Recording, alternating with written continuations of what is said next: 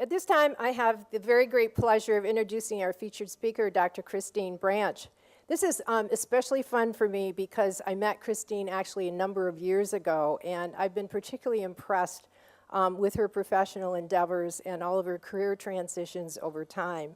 In fact, I had her meet with about 25 students this morning, and she truly is a model, an example of a professional that we would like our students to model, and I think that session was very fruitful.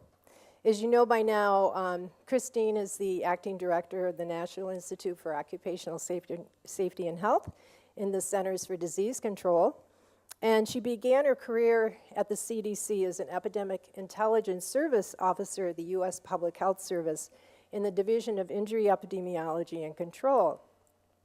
From 1996 to July 2007, she was the director of the Division of Unintentional Injury in the National Center for Injury Prevention and Control at CDC, with responsibility for carrying out the mission of that division. She's also contributed extensive work to injury prevention, including areas of drowning, water recreation, fire, motor vehicle, and sports and recreation-related injury prevention. Her scientific investigations have included fatal and non-fatal drowning in adults and children, personal watercraft, water recreation-related boating, and spinal cord injuries. Also injuries related to boats and boat propellers and falls among adults and construction workers. Recently, she completed serving as chair of the Epidemiology of Drowning Task Force for the World Congress on Drowning that was hosted by the Dutch Society to Prevent Drowning. And she also contributed published work on drowning prevention in the new Handbook on Drowning. In addition, she's authored a number of several scientific publications, including many which uncover new issues in injury control. In addition, Dr. Branche has provided technical consultation to many U.S. and international organizations, including the American Red Cross, the U.S. Department of Defense, the National Football League, and the International Consumer Product Health and Safety Organization. She has also served on the Fire Council of Underwriters Laboratory and previously served on the advisory boards for the University of Michigan Transportation Research Institute, the International Association of Firefighters, and the Center for Construction Research and Training. Phew. Dr. Branche received her BA in biology from the University of Rochester in New York, and her MSPH and Ph.D. in epidemiology from the University of North Carolina at Chapel Hill.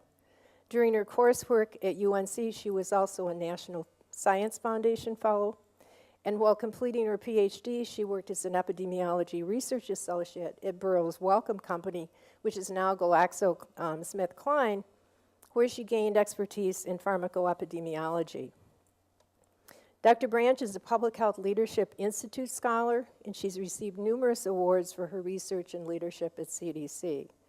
Today, we are most honored to have her participate as our featured speaker, and we're certainly looking forward to answering the question, where are we with occupational safety and health in the United States? Please join me in welcoming Dr. Christine Branche. Good afternoon. Thank you for that. You have to say hello or good afternoon, people to kind of I really appreciate the warm welcome and reception I've had here in my time at the University of Minnesota.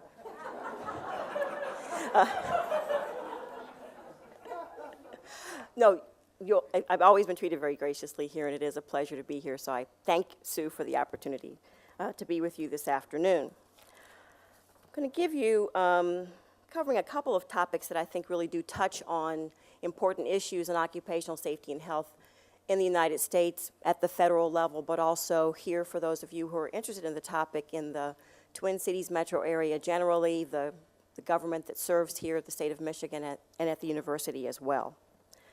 But we always start with a little bit of a distinction so that people understand exactly where NIOSH is placed in the continuum of activities at the federal level, so let me start there. 146,000 people enter the workplace in the United States each day. Over the course of the day, some 9,000 people will end up in the emergency department for a work-related injury or illness. 200 are hospitalized. A little over 5,500 sustain loss, work time injuries or illnesses. This is each day. 134 will die from a work-related disease, and 15 will die from injuries at work. Dealing with this problem, we have 3 federal agencies that were created out of a federal legislation from 1970, the Occupational Safety and Health Act. And those 3 agencies work in concert. So which are they? I'm sure you know, but I want to make sure I'm accounted for in having told you. The Mine Safety and Health Administration and the Occupational Safety and Health Administration both are housed in the Department of Labor. They deal with the regulatory and enforcement aspects of occupational safety and health in this country. The National Institute for Occupational Safety and Health is not in the Department of Labor. We are in the Department of Health and Human Services, and as Sue said, housed in the Centers for Disease Control and Prevention. And we deal with the research and prevention activities, and the 3 agencies together give us this fabric of how occupational safety and health issues are handled at the federal level. I never begrudge what it means to be part of a regulatory agency. I am very thankful that we are in a research orientation. I think that's just great. That distinction is wonderful, and I like to keep it just that way. Regulatory and enforcement activities are not for the faint of heart. Research isn't either, but as a researcher, I'm glad to be one, and I'm glad I'm in NIOSH. Our mission at NIOSH is to generate new knowledge about workplace safety and health, and then transfer that not only for activities in the United States, but also globally. And we're the only federal agency. Of all the agencies that are out there, there are some that deal with occupational safety and health topics, but NIOSH is the only one that is actually charged with the mission, the only one with the mission of dealing with occupational safety and health research. And with that, let's talk about some timely topics. H1N1. I believe that Dr. Finnegan referred to it, so since he ushered us into that realm, let's talk some more about it. The latest figures that I have from 10 a.m. Today, 5,710 cases of confirmed or probable cases of H1N1 influenza A infection, incorrectly described as swine flu early on. But here we are. We've made our media leap, and we have to apparently stick with it. It is a new virus, and it was first detected in the United States, unless you were living under a rock, in April of this year, but it is a brand new virus. And so far, the behavior is like seasonal flu, but there are a lot of differences. And those differences are causing quite a bit of phone calls on my part and emails that I have to deal with, because there are working populations about whom we are concerned in making certain that as we deal with this particular new entity, that we're providing proper guidance for working populations. The one that's of most interest is this issue of respiratory protection, and particularly what guidelines we have underway for healthcare workers. It's a pretty complicated website. I believe that the slides are available to you. Is that correct? Okay. So the information is on our website. But CDC's guidelines, which have been fashioned in concert with NIOSH, and actually as they exist right now, they really are the recommendations that NIOSH has put forward for respiratory protection, I should say protection or guidelines for anyone in the healthcare arena. And this issue about respirators, N95s, is really the sticking point. There's some employers, some healthcare providers who believe that N95s are a little stringent, that's a little much. But we don't know exactly what this entity is. We can describe it microscopically. There's no vaccine. And people we've got guidelines about separating people who have suspected H1N1, but the information that I'm hearing is that kind of separation in emergency department or other treatment facilities isn't happening as diligently as it should. And so where we are with this at NIOSH is that we have to make certain that healthcare providers and anyone else who would be in a situation where they would potentially be in a public venue and having to provide care or assistance to people who have H1N1 should be in the best possible way of having their own health protected. Stay tuned. This is not an issue that we seem not to ever have settled the score. It's something that we're always evaluating, but I think that's important that we are always open to new information to be able to provide the most up-to-date and relevant and appropriate information, and that information is reflected in our guidelines.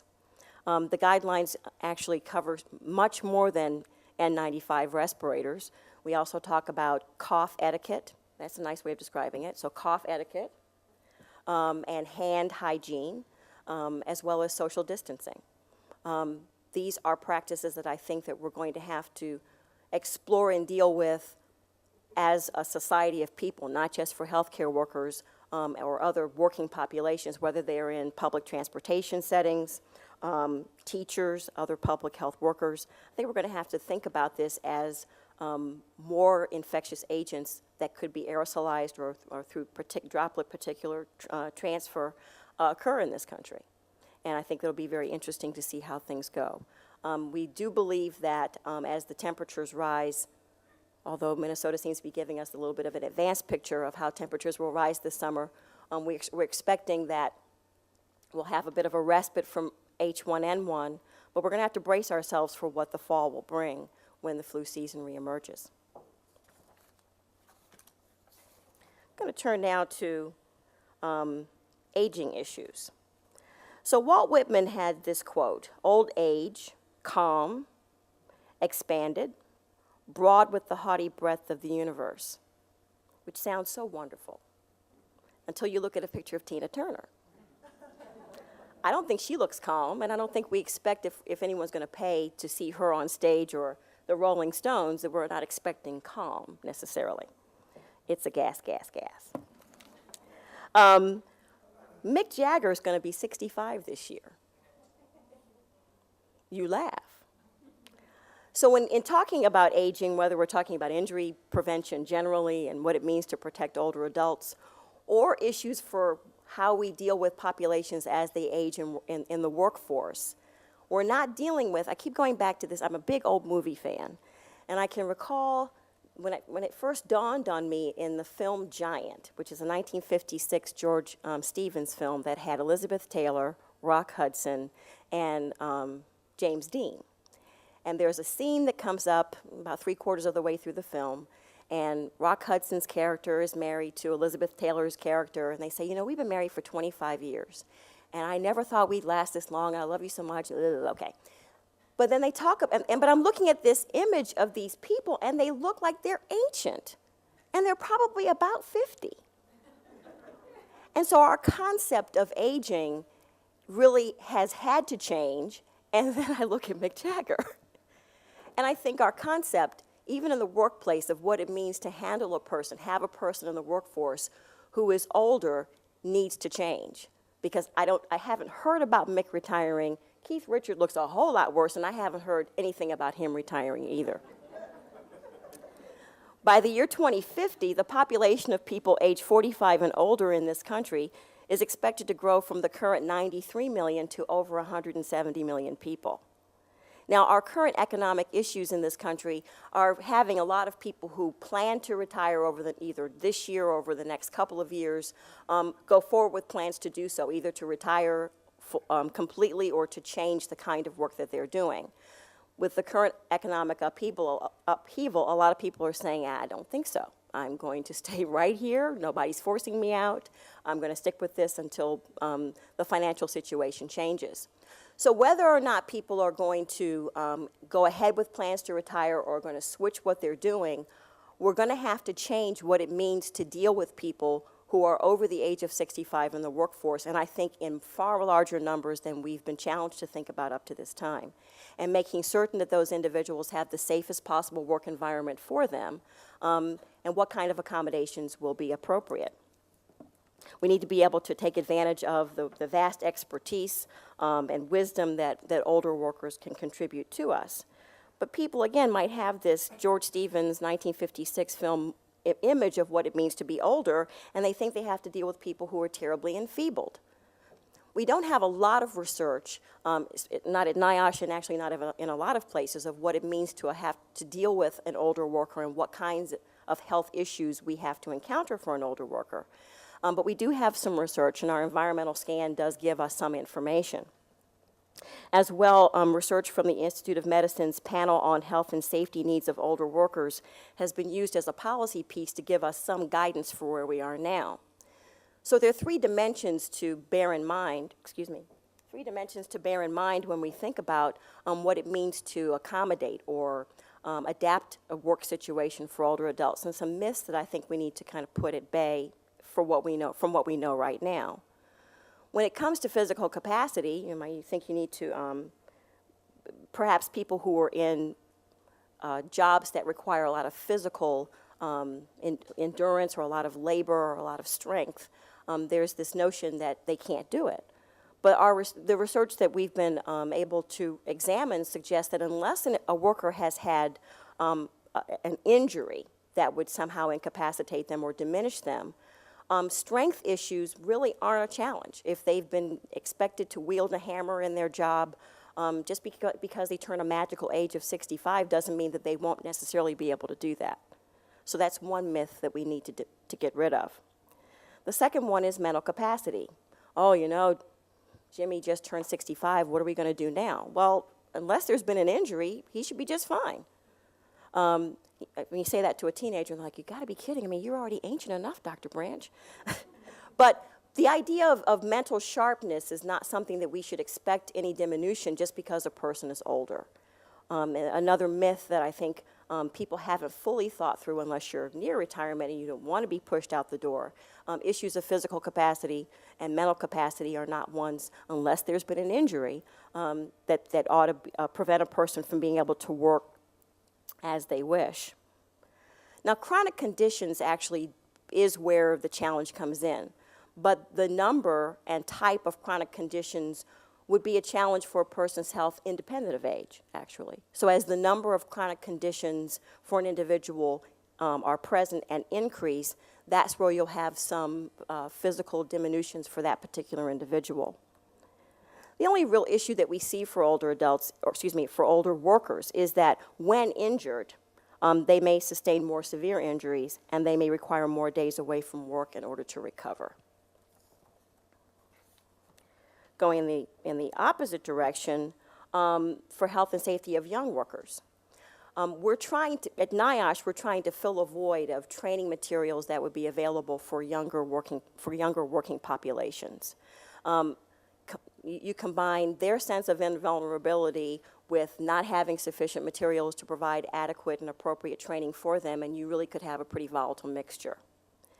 What we're seeing is that these are data from the National Longitudinal Survey of Youth in 1997, and the graph shows the percent of U.S. high school students working by grade level, and these are data for formal youth employment. So these aren't garage cleanups and lawn mowing positions. These are actual formal employment projections, or rather information, and what we see is with grade level, you see an increase of formal employment from 24% in the 9th grade to 75% for 12th graders.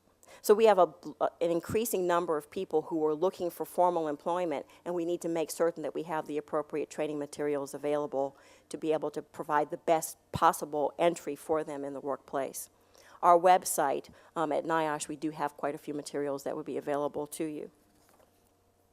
The kinds of employment that young people are seeking, or I should say are employed in, and these data are from the Bureau of Labor Statistics. Leisure and hospitality at 45% of youth employment, followed by the retail trade sector at 24%, and education and health services sector at 8%. And young people are looking for places to work. In fact, I think yesterday's USA Today, above the fold, the A section on the cover, they talked about a young person's lawn mowing business. So he was his own business owner. Good for him. nanotechnology. Fascinating area, and I'm glad to say that NIOSH is not, and I said this to a group earlier today, not just on the cutting edge, but actually on the leading edge. We're really doing quite a bit of important work in nanotechnology at NIOSH, and it's something about which we can be very proud. This is a very interesting topic. I mean, is there anyone here who doesn't know what nanotechnology is? Okay, good. So these engineered particles that are allowing us to have a whole new industry, a whole new set of industries, new systems, new devices, new technologies, just based on nanoscale particles and our being able to use them as building blocks for new materials.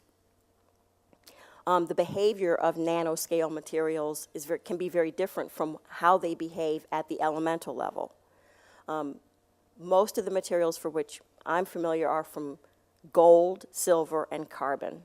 And elemental gold, silver, and carbon can behave very differently from nanoscale gold, silver, and carbon, for example, where you will not have conduction of electricity at the elemental level. You can have that at the nanoscale level.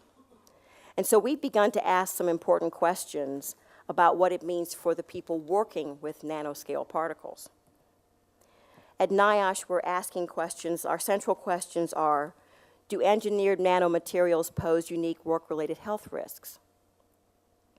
In what ways might employees be exposed to nanomaterials in manufacture and in their use?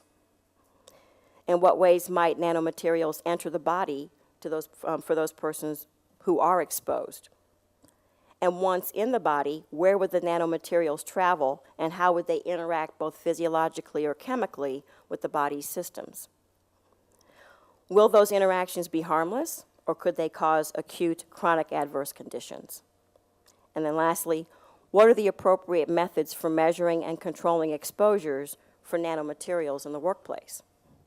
Now, I think some of you are probably dealing with or working with or interested in working with nanomaterials in your own work. Pardon me. At NIOSH, we created a nanotechnology research center, and we've initiated some research specifically on nanoaerosols. In our website, which I've featured here, we have all that we know about nanomaterials, we provide for you on our website. And we've joined efforts, there's some think tank operations sponsored by the White House, EPA, and the National Science Foundation. We're members of all of those, and there have been some international efforts as well, and we've been participating in those as well. I'm very pleased with our work in this area, and I really appreciate Dr. John Howard, the last permanent director of NIOSH, having seen that this particular area would be of interest to us. And we've put some resources in nanotechnology, and those resources have been extremely well used. We have done a lot of work in this area, and we seem to be the belle of the ball when asked to come to be invited to these various efforts, both domestically and internationally. So why should we care about them? Well, whether you have a company, whether you work for a company or are interested in working for a company that manufactures goods using nanomaterials, or you're simply a consumer, nanoparticles are everywhere. Apparently, nanoparticles are, what are my figures here? New nanotechnology consumer products are coming onto the market at the rate of 3 to 4 per week. And we're seeing them in powders, solutions, and suspensions. We're seeing them there's a nanoscale silica, which is being used as a filler in such products as dental fillings. Did you know that? Nanoscale titanium dioxide is being used in cosmetics and sunblock creams, as well as self-cleaning windows. I didn't know there was a self-cleaning window. I need to find that one. Recently, there have been a number of new or improved consumer products that use nanotechnology. There are stain, that's why I featured this dress and this uniform here in this slide, stain and wrinkle-free fabrics. They're made of nano whiskers. And there's a longer-lasting tennis ball that uses butyl rubber or nano clay composites. We're seeing nano coatings on products used in automobiles as well as bicycles, so they're everywhere. And we're concerned that while it's providing a wonderful end product for consumers, what does it mean for the people who are actually involved in the manufacture of the products? Well, in March of this year, NIOSH investigators reported for the first time, and we actually suspect that it's the first time anywhere, that multi-walled carbon nanotubes can migrate from the lungs to the pleura. That's what we found in our research labs. This finding strengthens the link between carbon nanotubes and asbestos and raises concerns about the hazards caused by working with carbon nanotubes. Now, we're optimistic and hopeful that the exposures can be controlled, but we really don't have a lot of evidence. We have limited evidence at this time that would support that assertion. And we have to be concerned not only because there are a lot of products, but there have been large global investments in carbon nanotubes. So we really do need to be concerned about this. We do now have evidence to suggest that there are risks to workers, and we're working now on not only uncovering if there are other risks for workers, but also trying to contain the exposures.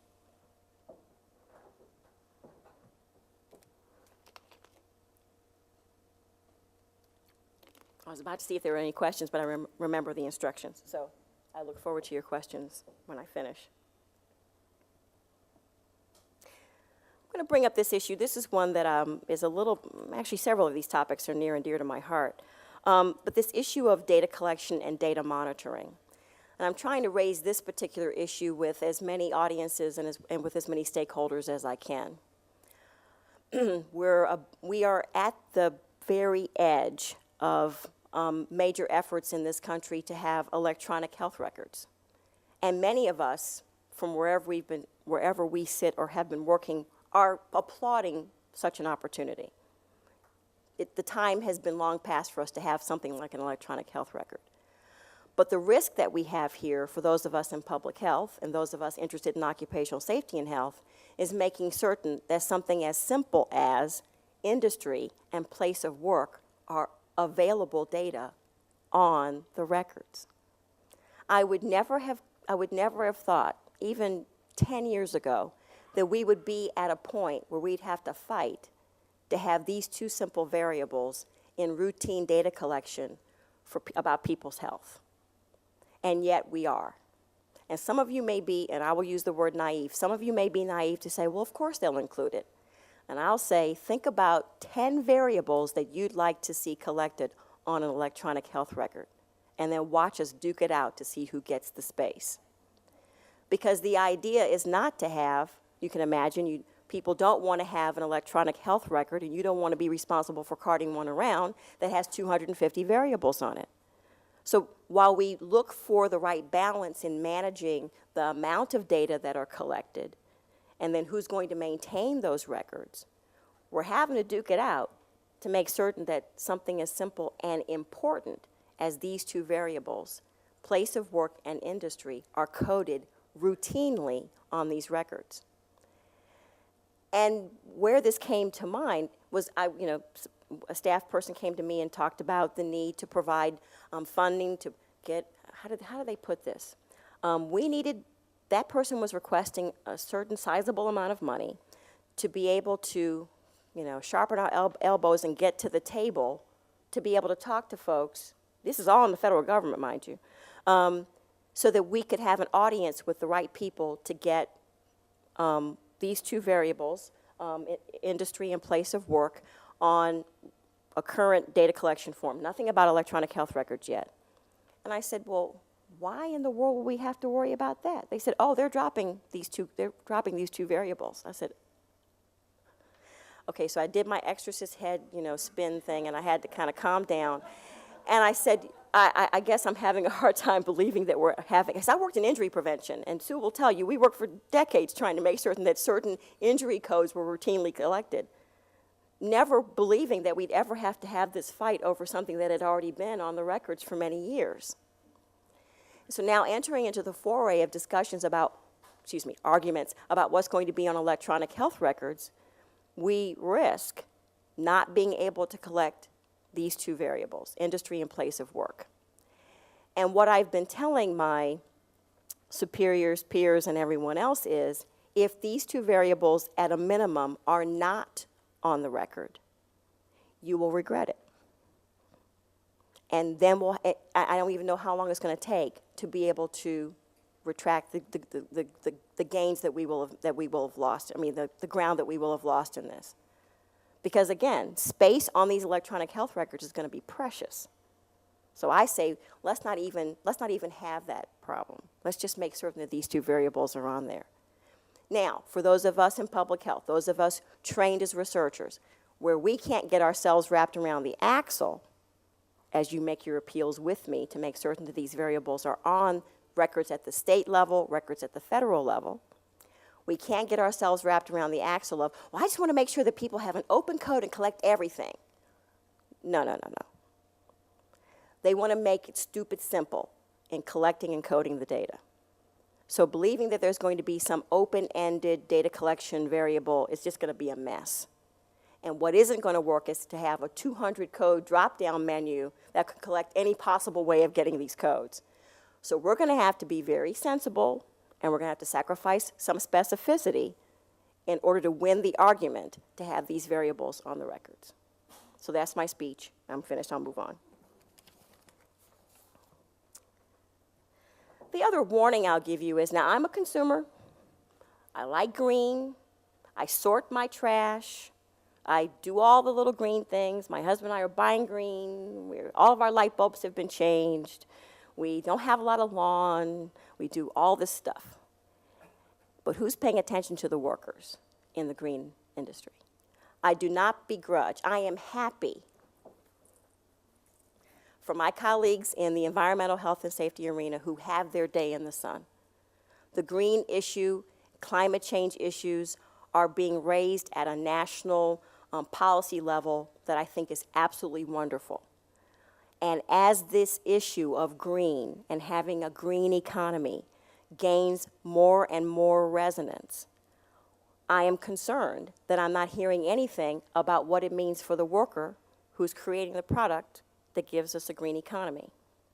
An LEED designation there's no information, there's no requirement that anything about whether or not a worker was injured while that structure was being constructed. Injury, death, illness, nothing about the worker is included in that designation, and everyone has been trained to desire an LEED designation if they're seeking a green building. As a consumer who wants to be environmentally appropriate, I'm glad to know that there is something called green dry cleaning. But there's some pretty nasty, icky products and exposures for workers in that production cycle that we're just now beginning to understand. And so I think we need to, as those of us committed to occupational safety and health, I think it's time for us to say, I think green is great, but how are we protecting workers while we seek this utopia? And let's be mindful that people are putting their own health at risk and don't need to in order for us to have consumer products and goods that are green. That's the second one that's near and dear to my heart. Now, grooming the next generation of health and safety professionals, I think, is extremely important. We're at a time in our country and in our field where we're seeing a lot of people. I talked about an aging workforce, but we're seeing a graying in the ranks of people who are industrial hygienists, people who are researchers, people who are occupational medicine physicians. We're not replenishing the ranks in these fields, just as an example, in the numbers that we should. I just talked about two brand new burgeoning opportunities, the green economy and nanotechnology. We need to keep the ranks swollen with people who are committed to occupational safety and health.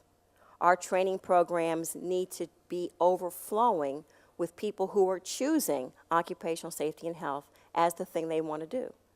Occupational safety and health brought me to public health. I was and have been very pleased to be a part of this.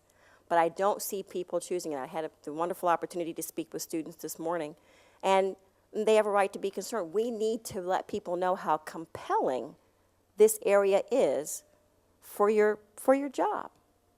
whether you do it at an industry level, whether you do it as an instructor for other people, whether you're a researcher, or whether you treat workers. All of those ranks need to be swelling with people. We're not doing things in a way, we're not diminishing jobs, we're looking for ways to expand jobs. And so we need to swell our ranks. And that includes building a business case for occupational safety and health. The two examples I'm about to show you are for industrial hygiene in particular, but I think we need to do some of our first works over again in helping people at all levels, policy levels, people who have their own companies, people who are making decisions about how they're keeping their work, convincing them that they need to keep their workers safe. We're kind of back at that stage again and for some industries. We bring very important information for people, and we need to have more people in companies, in schools of public health, in the ranks where occupational safety and health can be practiced. Well, there's several things that probably, at least at the industry level, have contributed to diminishing the ranks of industrial hygienists and others in industry. Global competition, people are looking to cut budgets as much as they can, and this seems to be a convenient place to do it. Energy costs, productivity gains that came through technology and integration and process improvement have been accomplished. That's a 90s style examination for how to get productivity gains, and those have been accomplished. There's a quest for profits, or in our current economy, a quest for survival, and people are looking and scrutinizing all parts of a business to be able to say, well, you know, where can I make some cuts? There's a leaner is better mentality people have adopted in companies and in other places. And then before the last couple of months, there's been some regulatory inertia. Ushering in the President Obama's administration has been a fresh resurgence of OSHA. And there's a kind of excitement at OSHA that I haven't seen, in about 6 or 8 years. Oh, they're jumping down there. All over the place, all over the radar, and they are coming back with a vengeance. Just a few emails I got today shows me that. And we have to I think we're in a position to make a very good argument that occupational safety and health professionals provide a unique value to a particular company or an entity that makes an investment in them. So I'm going to give you some information actually from a general study of findings from 15 companies that developed methods to measure the value of health and safety professionals at their companies. So, and before I go there, I'm going to tell you one more thing about this. Often when companies look for ways to cut their expenses, they look for lower workers' compensation premiums and lower health care costs for their employees. But the values that I'm going to show you from these two case studies are beyond that. So let's go. And I apologize. I'm going to have to read these to you. I just realized that the color is a little too dark. So on your left, the circle reads opportunity or problem, and the problem is respiratory and skin exposure to titanium tetrachloride. In the middle circle, or elliptical, I guess, is a safety and health value added approach. The industrial hygienist enclosed a process. Let me go back a minute. This was a nanoscale, this was a hybrid battery manufacturing company where they had a nanoscale manufacturing process using titanium tetrachloride. The exposure was open air transfer through manual handling of this titanium tetrachloride, and there was a potential for air and skin exposures as well as some ergonomic problems. There was also some pollution for the community at large. The industrial hygienist came in and closed the process. Imagine that. And controlled that particular exposure. And in this last, let me go to the next slide. By installing the engineering controls at the small company to eliminate the exposure, they had a 10-fold increase in production capacity as well as eliminating the environmental exposure. Something that any of us would have seemed to be appropriate, but rather than just containing that problem, that also increased productivity. The next example is from aircraft priming. And again, I'll have to read this to you. So the problem is, in the far left circle here, is the workers were exposed to hexavalent chromium in the priming of these airplanes, of these aircraft. And the the exposures to the hexavalent chromium was larger than the occupational exposure limit. Sorry, higher than the occupational exposure limit. What the health and safety professional did was to substitute the hexavalent chromium, which was the problem, using another kind of, which was the toxic primer, and they substituted it for a different kind of primer, a different, trying to look for what I'm trying to say here. Yeah, they intervened by substituting a different kind of color in the primer. Well, what that did, it turns out that what the company was doing originally to add the primer, when they delivered the aircraft, apparently it was brittle and they had to do a lot of touch-up painting with the toxic primer. With the substitution, they had to do that less. The customer satisfaction was increased because the primer that they used as the substitute ended up being a better product. So they altered things so that the employees were no longer exposed, but they also ended up having a higher customer satisfaction. And in this particular case, the Occupational Safety and Health professional worked with the company actually to measure the benefits. So the cost of managing the hazard, this hexavalent chromium exposure, prior to the intervention for this company was $2.38 million. The cost of the intervention, switching out to this different primer, was a $73,000 investment for the engineering specifications. The cost of managing a hazard after the intervention was $1.9 million, and the cost reduction in managing the hazard was $479,000. The value of the change was judged to be over $504,000 with a 293% return on investment.